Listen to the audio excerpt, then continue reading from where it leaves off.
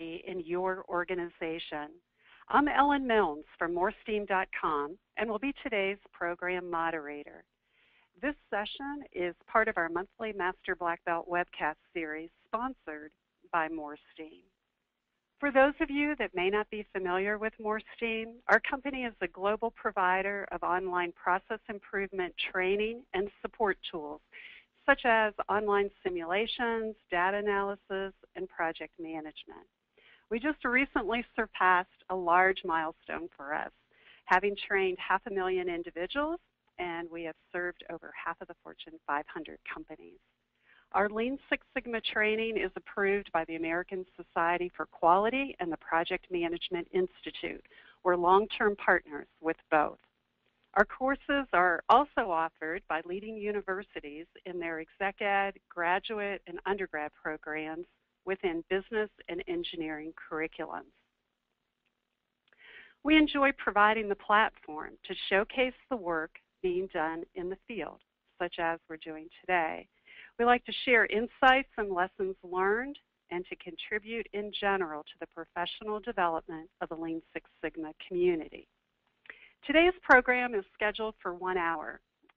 During the program, you will be muted, but you will be able to pose questions by typing in the question block of your attendee control panel, which is shown on your screen right now.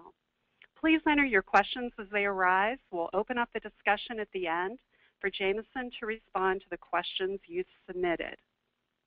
Also, if you're interested in sharing today's program, either in a recorded version or referring back to Jameson's slides, a copy of the materials will be posted to our webcast library on the Moresteam website.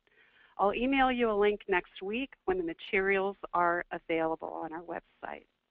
It is my pleasure to welcome Jameson Ream as today's speaker. Jameson joined the Mount Carmel Health System in 2008.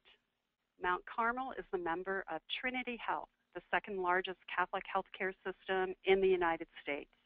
His primary focus includes training and coaching to sustain the application of lean methodology. In the past 10 years, he has held roles as consultant, analyst, and manager in the healthcare industry from emergency medicine to human resources. He earned a bachelor's in philosophy from the College of Wooster and an MBA from OU, Ohio University. Thank you for joining us today, Jameson. Thank you very much for having me, Ellen. All right, so today we're going to talk a bit about coaching. Coaching is one of those things that everybody uses whether or not they know it. We're going to start a little bit about background, about my background, just so you kind of get a sense for why is it that I'm talking about this with you today. It's something I care a great deal about, and I feel that it has enormous potential if you use coaching correctly. We'll clarify what is coaching. We'll look at a model that is devised to help you know if you're on track when you're coaching someone in the moment and before and after. We'll do a little mental mapping exercise and look at what it is to do effective questioning when you're coaching. Then we will have a chance to hear what you have to say. And we're going to get right into it here. All right, now, in any organization, if we look at why coaching matters, when I want to perform, I perform better than when I have to. I want to for me, but I have to for you. So self-motivation is a matter of choice. If we think about how choices occur every day in our organization, they occur at every level, and they can be either good choices or bad choices. You can influence those choices. They can be choices that lead towards the strategic achievement of the organization, or they can kind of be more of the reactive firefighting. And we obviously want to be able to shape those choices to better the organization in which we work. Now, when we look at coaching as a way to do this, we have to focus on the self-motivation aspect It's more about understanding the person who you're coaching. It's more about understanding what is it that's going to motivate them, latching onto that, and then tying that to their potential. So it can be complicated to talk about, but in practice it actually becomes much more simple. So why coaching matters to me? As you heard Ellen say, I have my training in undergrad in philosophy, which can seem kind of like a nebulous pursuit to some areas. And I wanted to try to understand what it is to critically think. I went to college to not necessarily become something or to become some kind of career path. I wanted to learn how to learn better, how to learn how to think in a more structured way. And so that sounds all very fancy and ivory tower, and it kind of is. So when I graduated, I had this view of the world and a view of the field that I wanted to go into, that I kind of had all the answers and knew all these great things. I liked the Socratic method and thought I could use that to kind of change the way we work in healthcare. And I quickly found out that being a young new grad, that's not as easy as it sounds. So I ended up in a few different roles looking at some pretty tedious day-to-day tasks, and I quickly found out that it's very easy to become cynical, very easy to be put into a position where you don't have a lot of input into what you do, and I had to find a way out of that. So the only way I was actually able to grow in my career is through great coaches. I've had excellent coaches through my consulting days, going into different clients and talking to everyone from executives down to housekeepers and janitors as to how to improve their work, and I learned more from them in those experiences than anything I had brought out of school. And it was because I had great coaches leading me each step of the way is how I learned what the impact of this can be. So we're going to do a little interactive point right now in our presentation. You're going to get a question to pop up on your screen, just to just make sure you're all out there so I can see who we have out here listening and watching. And also to try to get a baseline as to what's our understanding of coaching? What does it actually mean? These are going to be polling questions, and it's just a true and false. I'll set you up with a scenario, and you just have to quickly say is what's going on in the scenario coaching or not. So our first scenario is Bob's manager sees him in the hall, and she says, "Hey Bob, I saw your report from last quarter. Looks like your numbers are taking a dive. I need those problems fixed now." So I'm going to open that up. Is this coaching? Yes or no?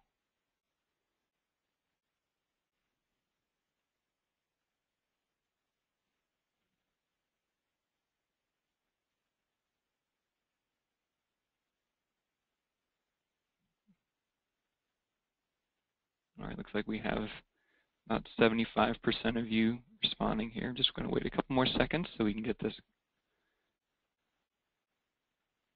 All right. It looks like we are seeing an overwhelming response here. Okay, I'm going to go ahead and close this. All right, we have 92% of you say it's false, and 92% of you are right. So the reason it isn't coaching is because when we're looking at what coaching is, we need to get that self-motivation aspect. We need to understand what is it that's motivating. And in this scenario, we don't have any questions going on. So she doesn't really know, how does Bob feel about this? What's Bob already doing? So yeah, that's a great great example of something that maybe has to happen at some times, but it really isn't coaching. All right, so let's look at what our next scenario is. All right, Sue sees her colleague Jim in the cafeteria, and she strikes up a conversation. They talk about some problems Jim is having managing his department. Sue asks him questions, and in doing so, Jim figures out some ways that he can turn some things around. All right, let's see what we got for this one. So is Sue coaching Jim? True or false?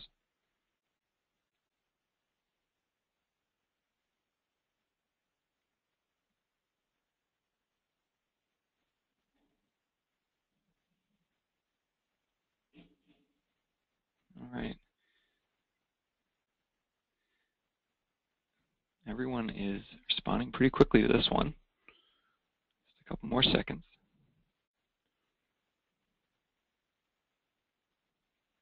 Okay. All right. 95% say true. And you are right on the money. Yeah, you don't have to be in a position of authority to coach someone. You can coach someone in an informal setting, and oftentimes that's a very good place to do it. We do have our ability to coach in the moment. We have our ability to coach our peers. We have the ability to coach our bosses, because it just has to do with whether or not the person is using the conversation to think differently and analyze what their situation is. So here's our third situation. So Sam and Casey sit down for Sam's annual performance evaluation and discuss his progress towards his goal for this fiscal year.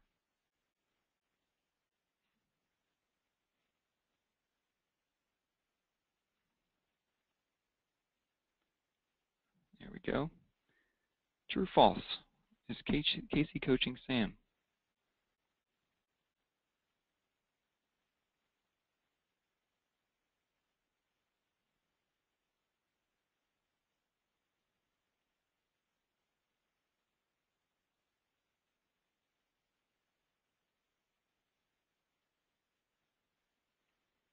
It's getting some interesting results here.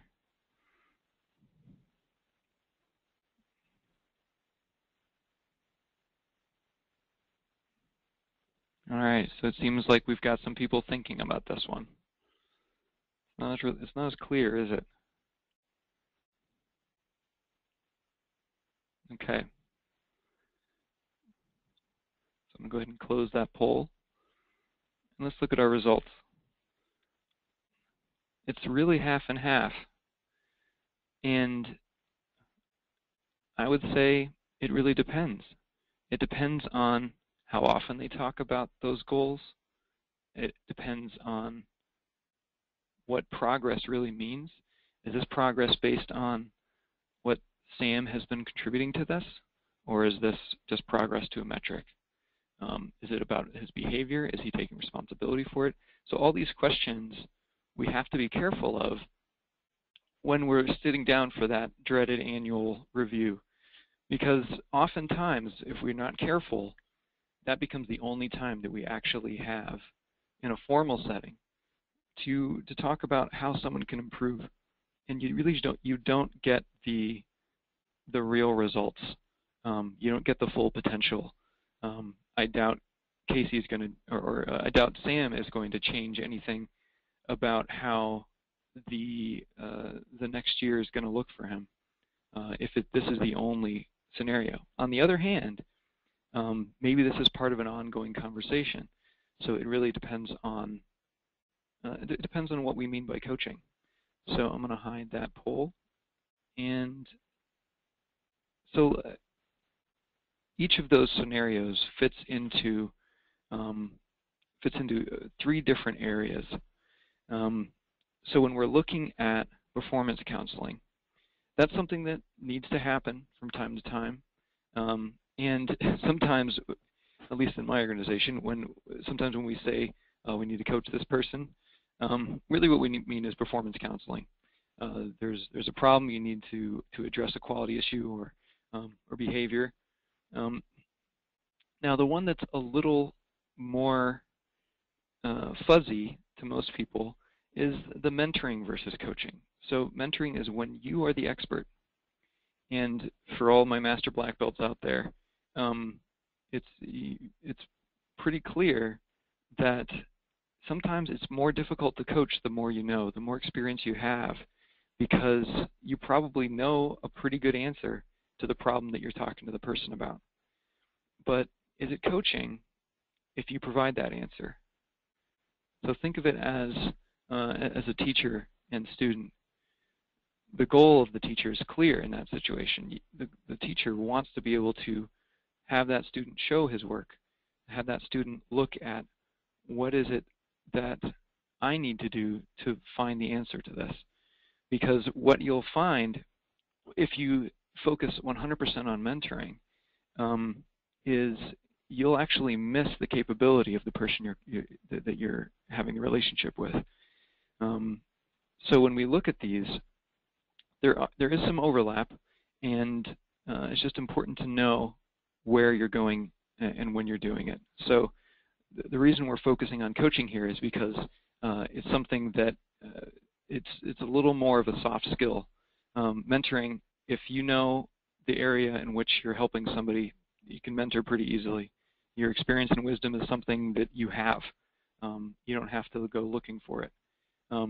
Performance counseling, usually there's a clear issue and you can point to it, and yeah, the conversation could be difficult for some people more than others.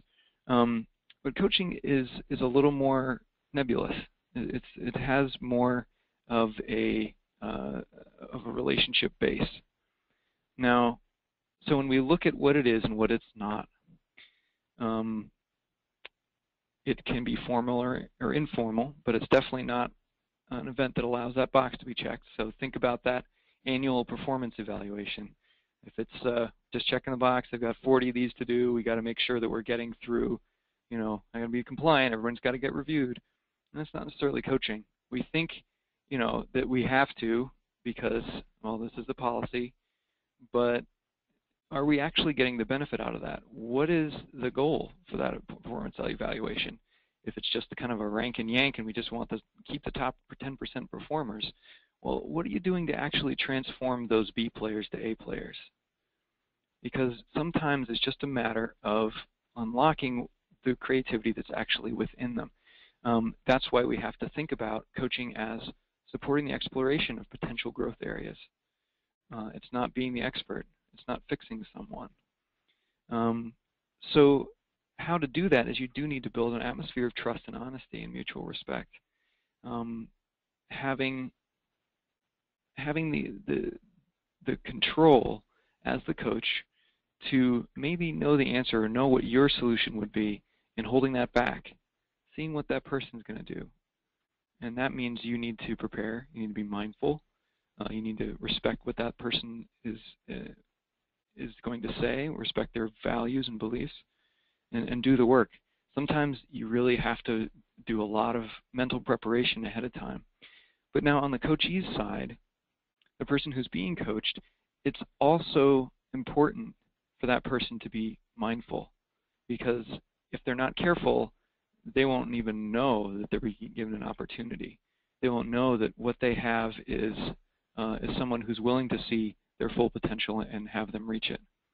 When we think about Lean Six Sigma, and specifically the lean management system around our tiered accountability structure and huddle boards and things like that, we're talking about metrics that we're either meeting or not meeting. We're talking about red-green status, or if it's, say, at the end of a DMAIC or PDCA cycle, and we need to address whether or not something went the way we needed it to, or maybe we need to reassess. All of those situations are situations where coaching can do a lot for us. Having somebody see that there's a gap between what they need to be doing and where the process currently is, and that it's not a personal thing, that it's more along the lines of, we don't always get it right the first time. What can we do next time? And that goes so in line with Lean Six Sigma methodology that it creates such a vibrant culture where anyone can bring up an idea and everyone will ask them pointed questions and open questions in it goes right into all of those. So one way to do that, and you can do this right in front of a stand-up huddle. You can do this in the hallway. You can do this with an employee who maybe you can see needs some development.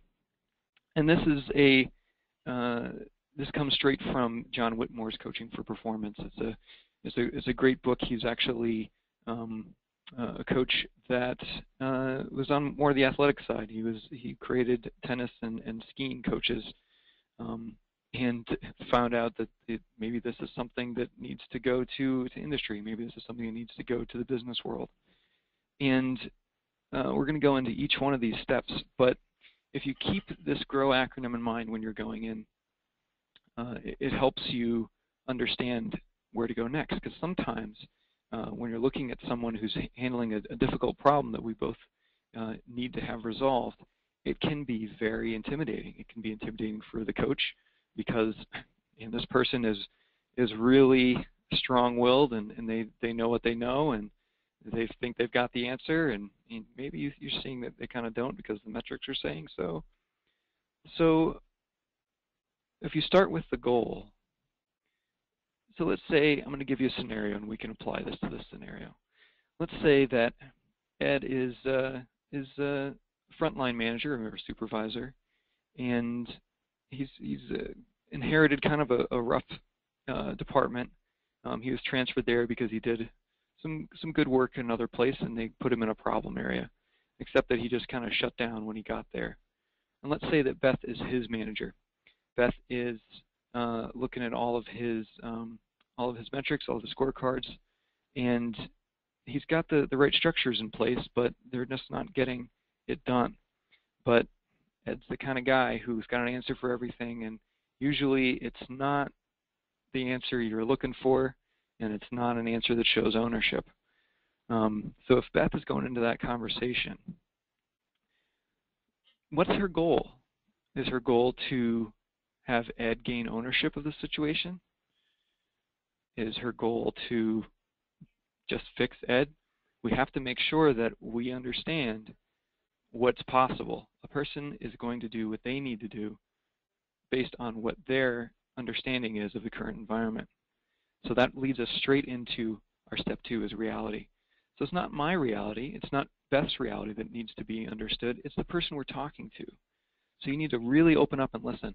Okay, what is it currently that's contributing to our environment? So it's getting our current condition, getting our current state, and making sure that you're asking questions that clarify those things. So if they say, okay, we'll look at our productivity metrics, and they go, yeah, I know our productivity is down, but we really need more staff, and they all need iPads. If we do that, we're going to be able to kind of cut through all the red tape that is causing us, to not be as productive as we need to be. Now, that's usually when you need to put the brakes on. Anybody who's brought anybody through A3 training knows that everyone's going to front load their solution. But clarifying their reality is really, okay, so what is it now that's contributing to your current productivity metric? Is it that you're not really sure whether or not standard work is being followed, or that maybe there's no standard work in place, or maybe who knows what they're going to say? Because that's usually where you start to see maybe there's something more to this.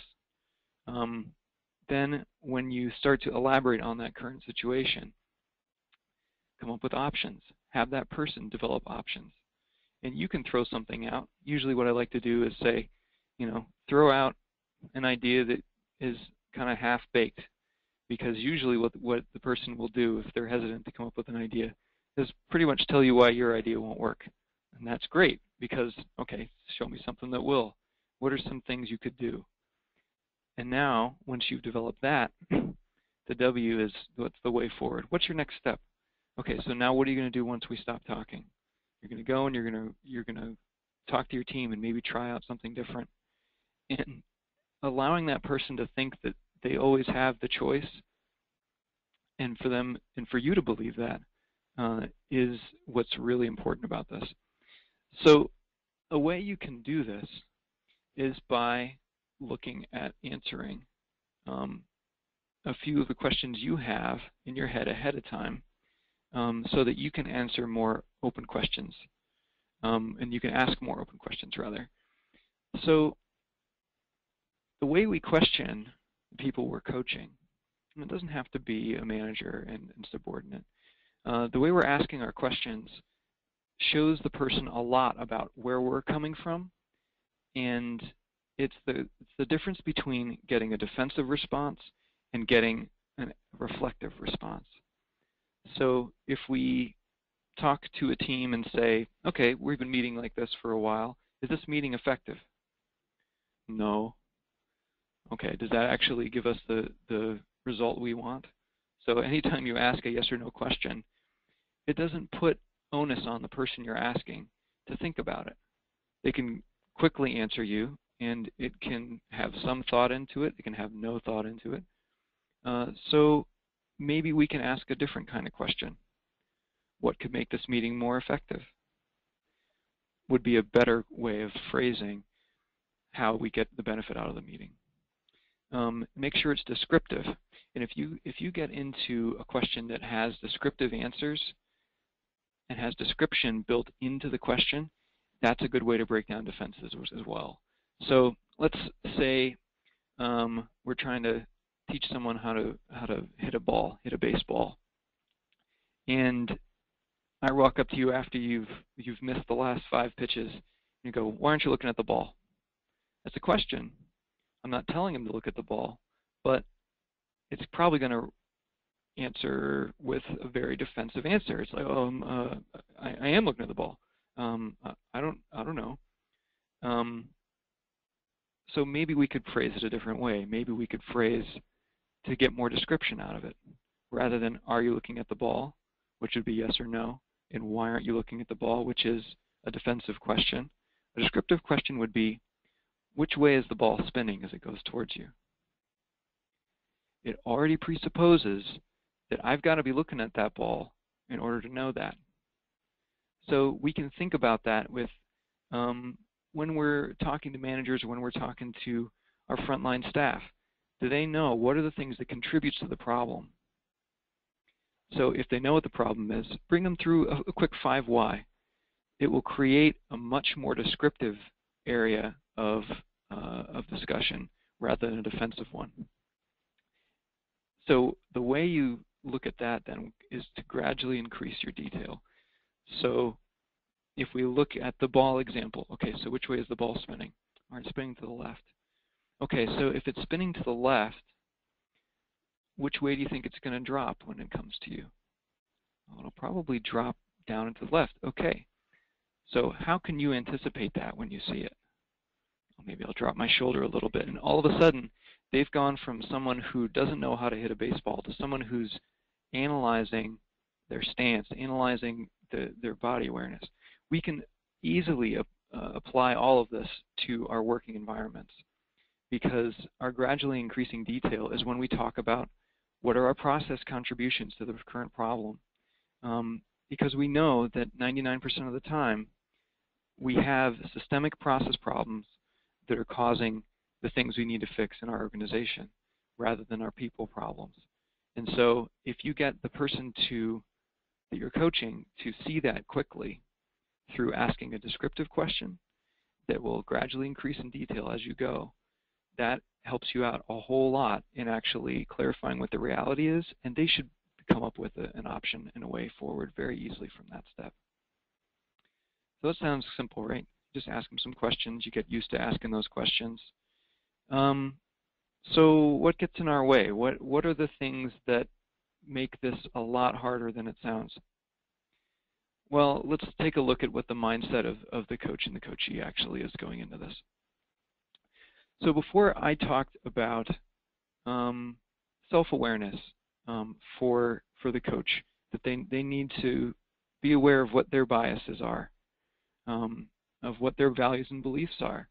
So if we come up with our self-awareness aspects, we can see that we need to understand what our values and beliefs are going into a situation.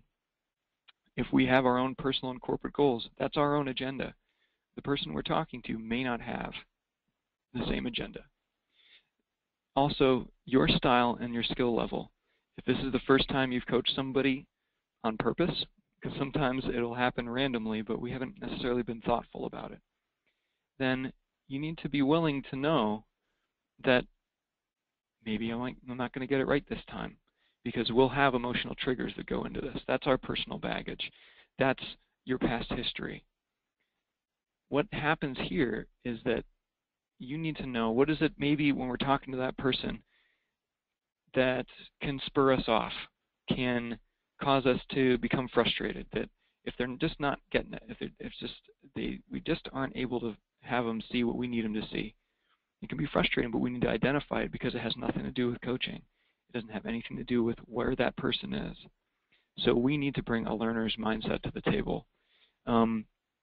Because what will happen is you'll have that kind of childlike curiosity that will allow the person to feel completely free to think and to share their ideas with you.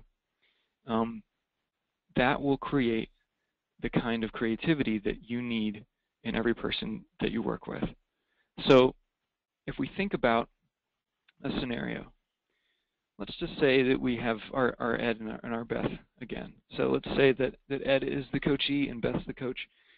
Ed gets a meeting invite on Friday afternoon. It's a brand new boss. He's in a new department. And Beth sends an email invite with the subject of coaching for Monday morning. What are some of the things that are going through Beth's mind in between Friday and Monday? If we think about, okay, we've got a guy who may not necessarily listen to me when I talk. We've got a guy who is having issues with performance. I'm probably anticipating a response from him. I'm probably, as Beth, I'm anticipating response from Ed, and I'm planning my answers. So if he says this, I'm going to say this. Now, that means that you're hopeful that things are going to go the way you want. Anytime you're hopeful about something, there's a little bit of you that's going to be nervous as well. Maybe this is someone you don't know as well. You don't have the relationship built up, so you don't really know how familiar, how formal you can be or informal you can be with them. So what is he or she going to say? So that's going to create basically a completely clouded view of what's going to happen next. So Beth's got a lot of work to do over here. She's got to understand, okay, why am I nervous about this? Am I nervous about it because, Ed can be kind of abrasive sometimes, and I need to make sure that he knows that he can trust me because we got to work together on this. So that's what's going on in Beth's mind. What do you think's going on in Ed's? Beth knows what the meeting's about. Ed doesn't. He's probably anxious. God, what did I do now? I just came over here, and I know things are rough, but I'm working on it. So he's probably a little anxious, a little worried. What could this be about? He's also nervous. He's probably defensive. He's probably coming up with the same kind of anticipation, response, and answers. When that happens, are we actually having a conversation? Are we waiting for that person to say something that sounds like something we were afraid they were going to say, that we already have an answer to? Probably not listening anymore. So he's probably cautious. He's probably guarded to come up with a way to make sure that he feels protected, a way that he feels secure in his position. And he's probably, in some regards, a little pessimistic. And nothing good can come of this. That the direction that this tends to go is a psychological construct called learned helplessness.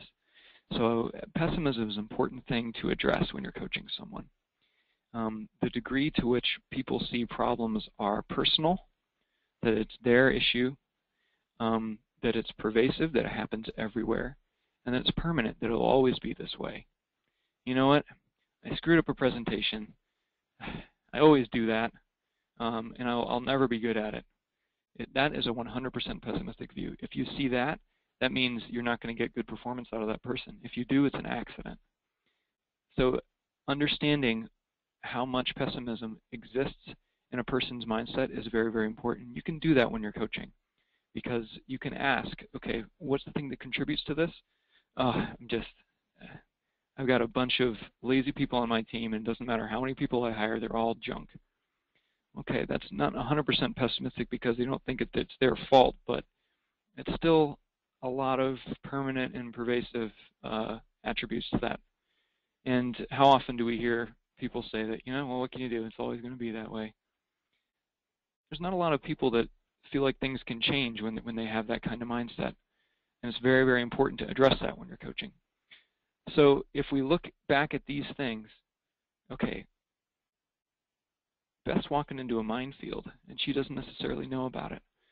So she has to understand that her personal biases and past history and emotional triggers, all it's going to do is set off the triggers that are already planted in Ed. So what can we do differently? We can set up a coaching discussion a different way. Why does it have to be so vague? Why does it have to be so formal? Do we have to do something to develop a relationship first? Is it clear that I want to understand what your ideas are, not that I want to tell you what you need to be doing differently?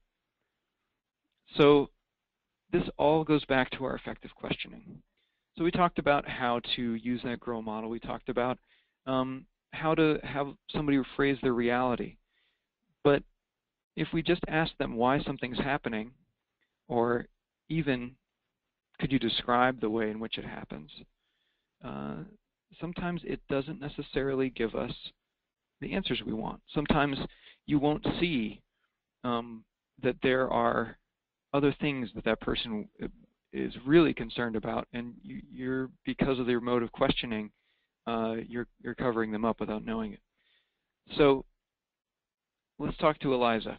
Eliza is a digital therapist. It's an algorithm. It is an attempt in a programming lab to come up with something that can be become sort of an artificial intelligence conversational robot, essentially.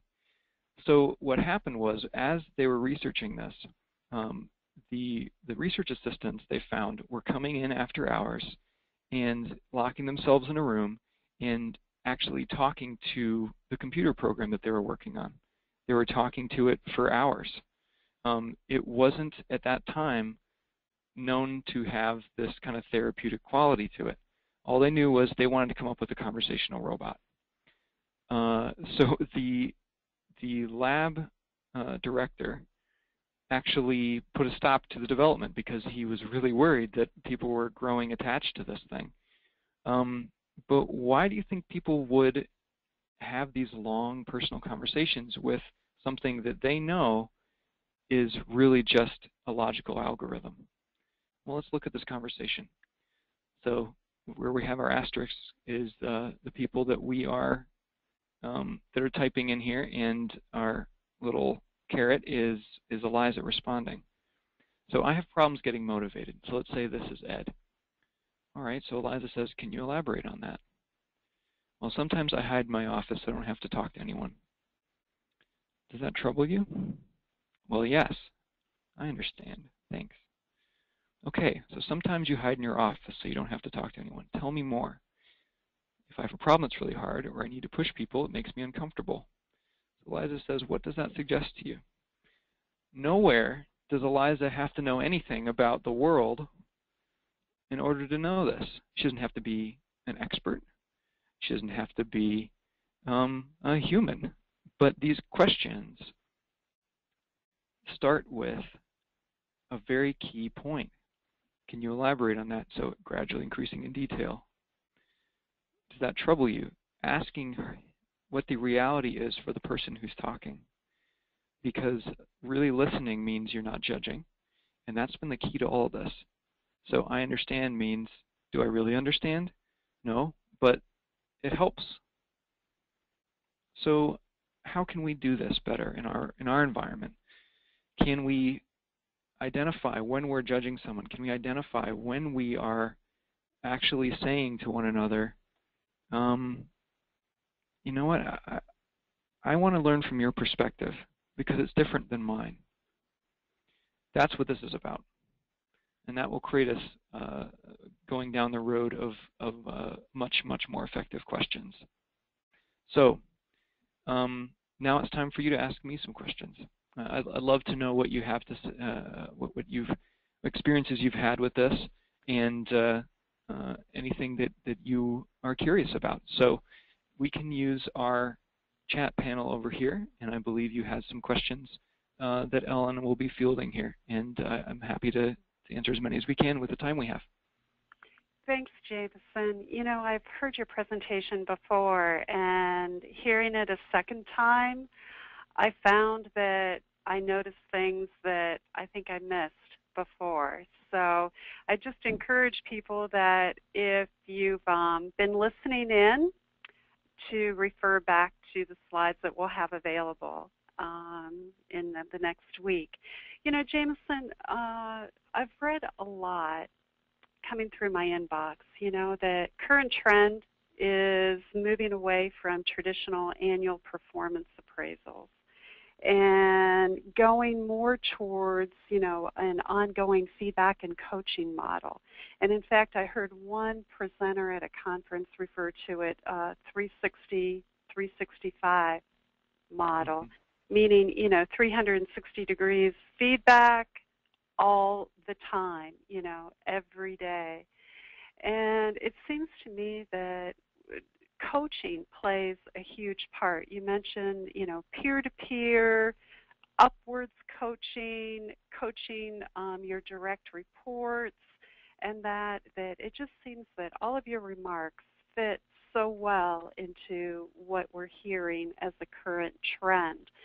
So we have a couple people that are interested in hearing more about Mount Carmel's model in terms of, do you incorporate peer feedback or 360-degree feedback in your performance systems? So that's a good question. Our performance system at Mount Carmel is starting to develop. The department that I'm in, our Performance Excellence Department, is relatively young, and the tasks that we are charged with at Mount Carmel is in implementing our lean culture and sort of the lean management system, that we need to identify the areas of transformation. And our performance appraisal system is one of those. There's not necessarily 365-degree tools used universally. They're used at the management level, but it is still an annual task. So with an organization our size, there's about 10,000 employees. I wouldn't say that we're at the cutting edge, the forefront of trend on this topic, but I would say that outside of that formal system, we are working every day to create the environment where we're including people from all levels of the organization in solving big strategic problems for the organization. In our emergency rooms, we have a unit-based council, which is comprised of staff members. So your staff nurses, your emergency techs, your medics, people who are in the trenches doing the work every day, and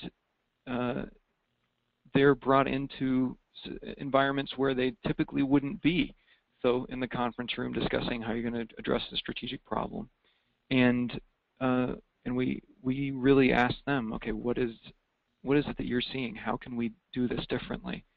And what that allows us to do is to build those relationships, to have those coaching moments, because it's more about the culture that says from peer to peer, I see that, you know, we have these process problems, but I know we talked about a different standard last week, and I'm seeing you're still using the old standard.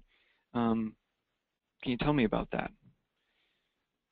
That kind of conversation happens all the time, and it creates the kind of culture that you have peer-to-peer coaching, you have up and down directionality. But in terms of making that actual formal, we're not quite there yet. We're going to get there. Mm-hmm. Okay.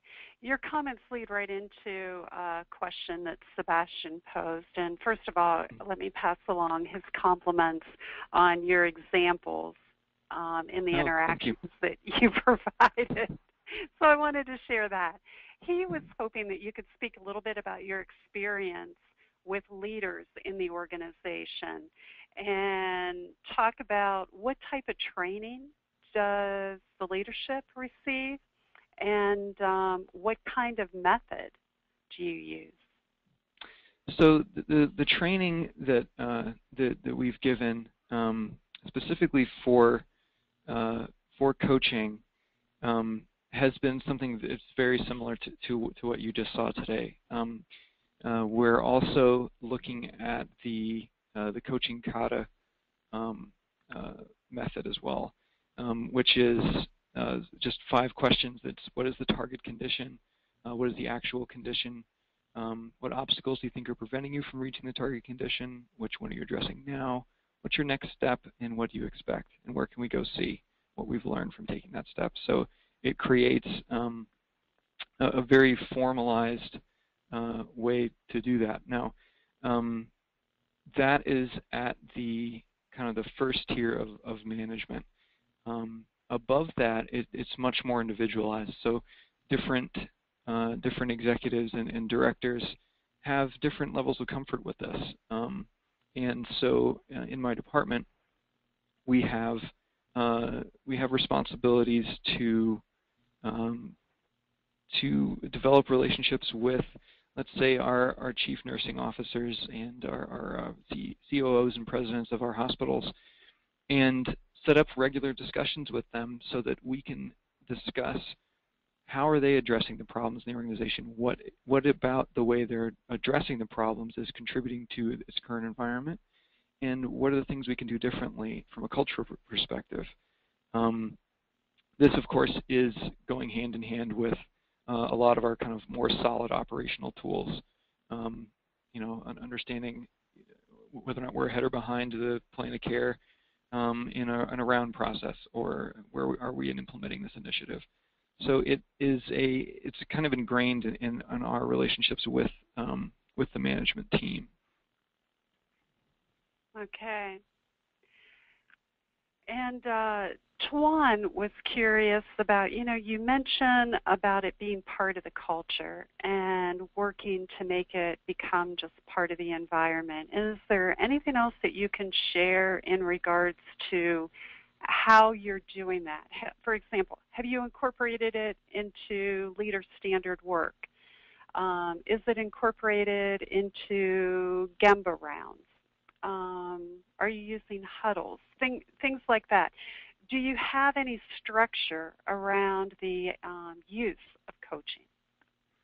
That's a great question. And each one of those examples are things that that we encourage people to do. I mean, it's when we're looking at leader standard work and training that's a requirement if they're going to be working on a performance improvement, that they have to have leader standard work in place.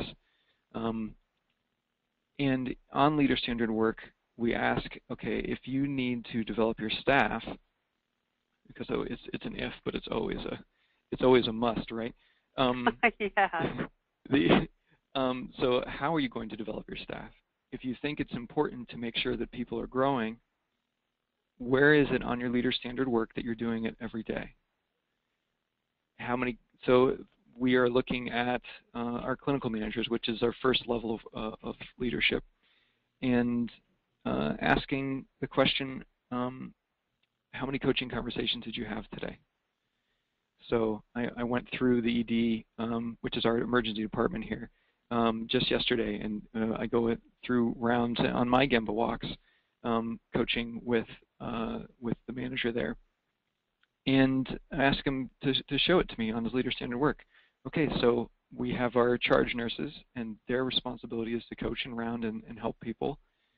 They typically are more of the quick answer people because we're working with emergent situations.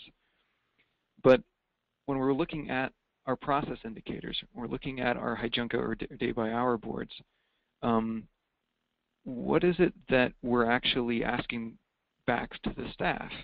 So that kind of question is built in with the leader standard work aspect. It should be based on rounding. The other thing that that we're implementing here, and hasn't gone live yet, it will actually go live next year, the next calendar year, is something that's called sacred time. Sacred time is it's an hour out of every day of every manager where their job is to go and go see, so that they can spend time actually rounding with the staff, rounding with patients, and learning from what they see, and having those opportunities to coach. Okay. Yeah. All right, we have several other questions, so I'm thinking that we probably have time for a couple more before we wrap up. I have a follow-up question in regards to coaching by non-leaders, doing the peer coaching. So can you share anything about how people have responded to non-leaders coaching them? It seems to me that if you have a good enough relationship that you can do some of that peer-to-peer coaching, so to speak, just under the auspices of helping each other out and teamwork. But then there might be some people that are more resistant to that, that they have this respect for hierarchical structure and look for that kind of feedback maybe from a supervisor or a lead person, not necessarily their peers. So is there anything that you can share about that array of experience that you've gone through? Yes, and that's a great follow-up question, because that peer-to-peer coaching piece is not only the most crucial, excuse me, but it's also the most difficult to ingrain, because as you mentioned, there's no formal relationship that says I can ask, why aren't you doing a certain thing? That's why the defensive aspect is very, very difficult. So we do have some situations in our organization where there needs to be coaching up, actually, and it's not even coaching up in a normal management hierarchical structure. But we have, for instance, phlebotomy techs who draw blood in our emergency department, and we made a process change recently that not all the nursing staff agreed with, and as the phlebotomist enters the room, the nurses are kind of like, so you get to overturn nurses now. And that's would not be indicative of the culture, but it is indicative of the kind of resistance that you can meet. And in my last team that I managed, I had a couple of people who are kind of doing administrative work in an office together. All three of them were kind of in like a cube system. And they were kind of going back and forth to my office telling me what the last person did and that it wasn't what we said they needed to do and they're working too slow. And so I was the go-between to make sure that I was coaching them. And I was seeing that no peer-to-peer coaching was going on. So what I was able to do to kind of eliminate that barrier between them is I took our next team meeting. I brought some ice cream because that always helps, and I gave them each homework to bring. What they had to do for each member of their team member, they had to finish 2 sentences, and they had to read them and share them with everyone. The first sentence is, so if I were giving it to you, Ellen, it would be, Ellen, I feel that you can be even more effective if you blank. And the other question is, Ellen, I appreciate that you blank. So the wording of that is very important. So the first question is, you could be even more effective if you. So what that allowed us to do is everybody, and I was including myself, they had to do this for me, which they really didn't want to do.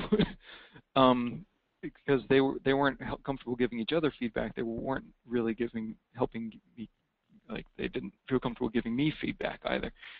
But we actually came out of that room not only realizing how well we knew each other, but realizing that the only thing that was keeping us from having a really wonderful work environment was the absence of feedback. So things that really caused issues before became kind of tongue-in-cheek jokes, where it's just like, well, maybe someone's a little too organized, or maybe someone's a little too messy. So it becomes it becomes a little more fun that way. And from time to time, we would come back and revisit those questions, or not those statements, and just allowed everyone to realize that everybody has things that they're doing well, and everybody has things that they can improve. And once you kind of break down the assumption that that everyone expects me to be perfect, then it becomes much more doable to actually do peer-to-peer coaching. Mm-hmm. You know, that comment reminds me of a presentation that I heard from a very, very large consulting company. And they were talking about the unique challenges that consulting companies encounter, in that they don't have stagnant work groups. And so this kind of puts me in mind to a hospital environment where you have people working shifts, and while you might have a floor or a unit, you know, that has a finite number of employees that rotate on different shifts, that still it's that mixture where people are working with different people, you know, on a daily basis. And what they did in incorporating this whole feedback loop is that because they'll have like a person that will be assigned to multiple teams, right? Multiple engagements at the same time. So different projects, different project teams. And so they have the practice of sharing this feedback. And the two questions that you mentioned that, you know, you've incorporated, those are the exact, very, very similar to the ones that they use. And so it's getting on the phone with someone. And so what, as an organization, they instituted was the process that here's what we expect, that we expect, you know, you to give ongoing feedback to each other. So, for example, someone gives a presentation or meets with a client, you know, at those key interactions, immediately it's, you know, I thought you were really effective in da-da-da-da-da, and then a couple things I noticed that you should think about the next time, you know, that same thing, you know, a couple things that maybe you could work on. And it seems to me the more that we do that, and you mentioned this in a little bit different way, is it just opens up the forum to have much more natural conversations as opposed to even following a template, because it becomes the way that we do things, as opposed to even defining it as coaching. You know, you just internalize it. Right. Yeah, and that's the definition of culture, is the way we do things. So exactly, yeah. It creates it kind of creates an expectation, so that, you know, it's funny that once you start getting and giving feedback, and it's important to understand that coaching is different than feedback. Coaching is just asking questions and not being defensive about them. Once you're expected to do that, if it doesn't happen, people feel really weird. It's almost as if you know, you've got your shoes on the wrong feet. So like I'm not feeling like I'm being developed in this role right now. I mean, this is kind of, I thought that's what we were doing, you know. So people have a hunger for it, because who doesn't like talking about themselves? You know, sometimes it can be really uncomfortable, but once you start to get a little more comfortable with it, people enjoy it quite a bit. Right. Jameson, one final question, and that's in regards to people wanting to know more about the GROW model. You mentioned John Whitmore's book, Coaching for Performance, so that obviously is one source. Are there any other references that you'd point to that you found are very effective? The Toyota Kata book is a good one. It is almost the same path. It's a lot more kind of lean lingo, and I think there's a few other ones out there. There's one that's called The Power of Personal Accountability. I'm looking at my bookshelf right now for it, and it helps people to kind of look at self-improvement the way that that we would want to do with a good coaching model. Those are some very good ones. The other one is called Appreciative Inquiry. It's a quick read. That one's by David Cooperrider, I believe. But that talks more about how to phrase things in a positive way. Because once you start to have the coaching conversations more frequently, and you're ingraining the way you're questioning in the GROW model, or the Toyota Kata 5 questions are kind of second nature to you. Now it's starting to think of, okay, how do I create a positive culture around this? So that appreciative inquiry creates, it's kind of like saying what you want as opposed to what you don't want. So a good example is it's much better to have a peace rally as opposed to an anti-war rally. See what I mean?